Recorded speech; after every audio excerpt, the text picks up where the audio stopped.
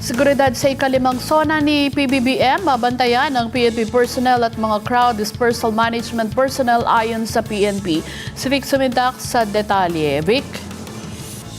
When matapos ang isinagawang command conference at coordination meeting, kasado na ang seguridad sa ikalimang State of the Nation Address o SONA ni Pangulong Ferdinand Marcos Jr. sa July 27, araw ng Lunes, kasabay ng joint second regular session ng 20th Congress sa Batasan Complex, Quezon City.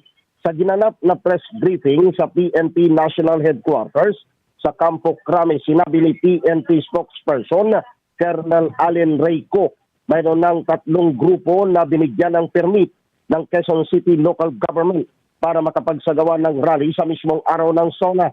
Batay sa report na tinanggap ng PNP, pinayagan na magdaos ng rally ang grupong bayan sa harap ng St. Peter Church, Commonwealth Avenue mula alas 7 ng umaga hanggang alas 5 ng hapon.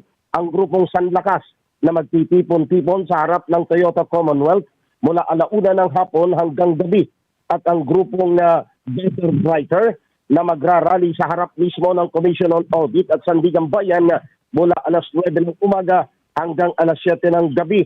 Inihayag ni Colonel Ko na abangan na lang ng publiko ang final na desisyon sa gagawing traffic rerouting sa kahabaan ng Commonwealth Avenue sa araw ng SONA dahil hindi pa tapos ang coordination meeting sa lahat ng mga stakeholders kasama ang Quezon City Local Government at Metropolitan Manila Development Authority o MMDA.